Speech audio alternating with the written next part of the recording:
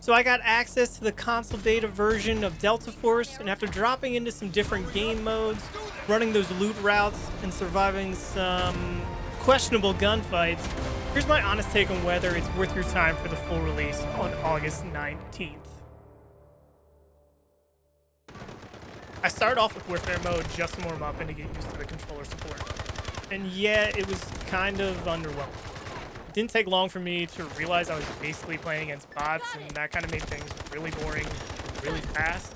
Especially because the bots didn't seem to be playing at all like a human. They weren't going for any objectives. They're just kind of running around. I saw a few running into walls. So I'm not sure what's going on there, but it made things get really boring.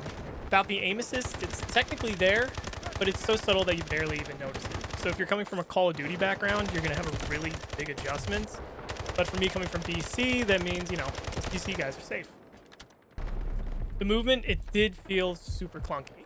It was like you were either standing still or sprinting full tilt. There wasn't a smooth in between. Kind of made the gunfights feel real awkward and unpredictable. But we're going to talk more about that when we get into the operations mode and kind of how that affects things there. Now, even with these problems, I can see this being a huge mode with real players, especially for the casuals as a drop-in mode. It's definitely got that potential. It really just needs a full lobby and some polish and not just bots. I mean, I was able to drop over 100 kills in one match, and yeah, it needs players, less bots, but it is just a beta. They're testing things out, so I get that, but I would have liked to have seen more actual people in the lobbies. Now, let's talk about the MVP of the beta, the operations mode. This is where I spent the majority of my time, and for good reason. If Delta Force takes off on console, this is going to be the mode that most players are going to flock to. There is nothing on console that is like this extraction shooter mode.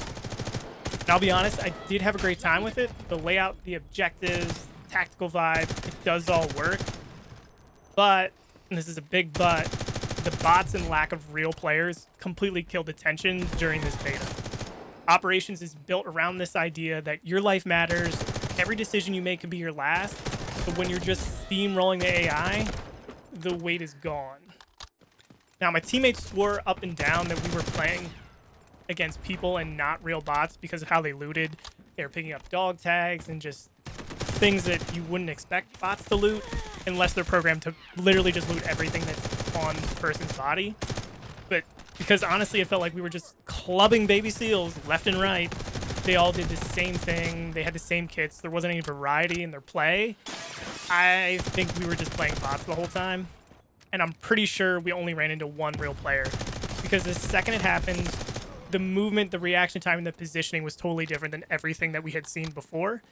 And that's why I think it was a real player. And they also had a different kit. So there was that. I also explored the other maps like Space City and Tide Prison. They both looked awesome, but they were absolute ghost towns.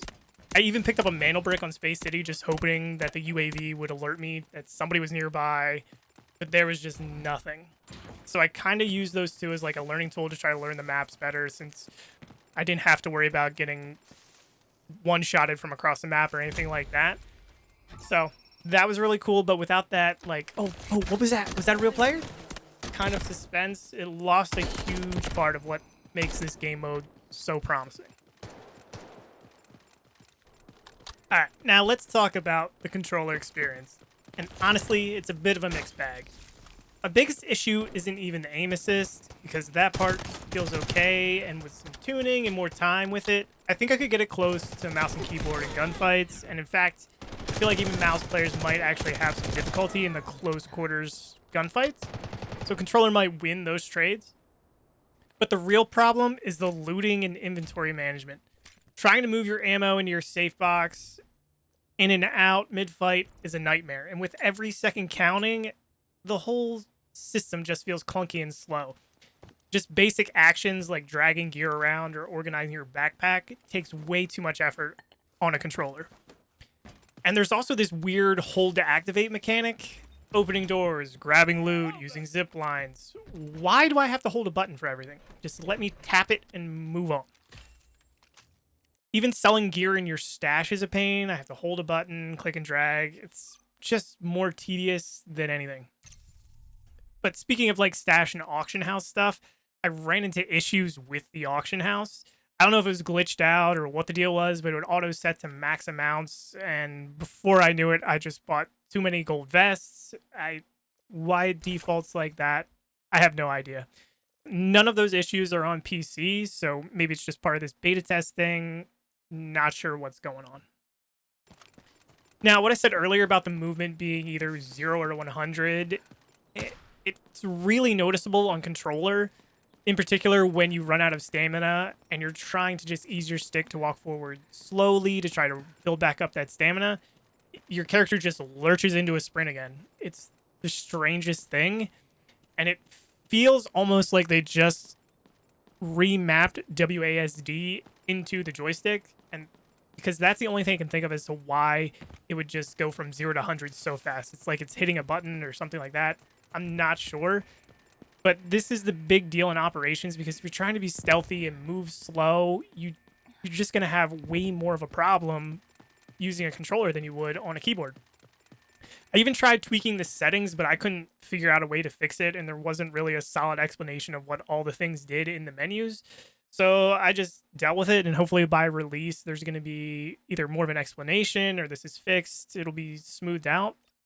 But for right now, controller players are a bit of a disadvantage when it comes to the movement and the looting.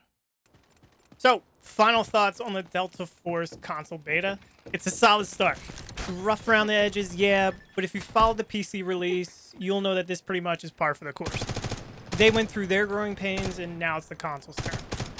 Right now, the biggest thing holding the game back is the overabundance of bots, because it sucks the tension out of modes like Operation, where your life is supposed to matter.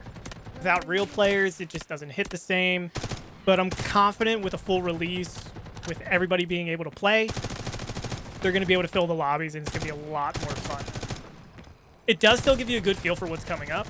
Like the tactics with your squad, the missions, the satisfying moment where you find that nice juicy red loot. So yeah, it's going to be good there.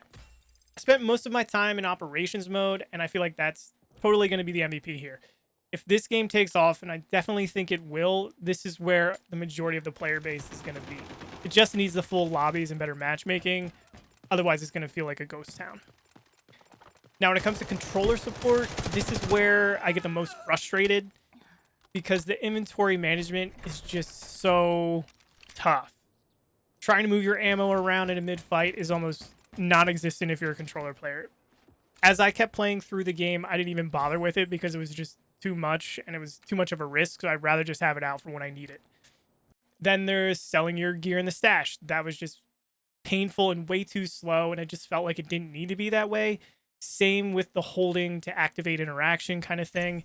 It should just be a simple tap. You don't need to do those things. Movement, fix the 0 to 100 thing, and then we'll be good there, so that I'm not constantly in and out of a sprint, and I can build up that stamina and be able to move around slower. And again, this could have been a settings thing that I just didn't understand, but if that's the case, then there needs to be better directions in the settings to let me do what I need to do. And then let's not forget about that auction house. That was glitchy, and I think that's just an easy fix, but the either 1 or max is just absurd. Like, there should be no reason for that, and that needs to be addressed and fixed. The good news here, though, is we still have a month until the launch, so there's plenty of time for them to iron this out. And I think we have a very good start to what's going to be a great game on console. The devs just need to tighten up the controller, fill the lobbies, and squash those little auction house bugs, and we're going to have a great game. So if you're on the fence as to whether or not you should get this game, it will be free to play. Try it out, see if it's something you like. If you like it, keep playing it, because I guarantee you, once you get the hang of it, you're going to have a great time. So that's it for my review. I hope everybody liked it. I'll catch you in the next one.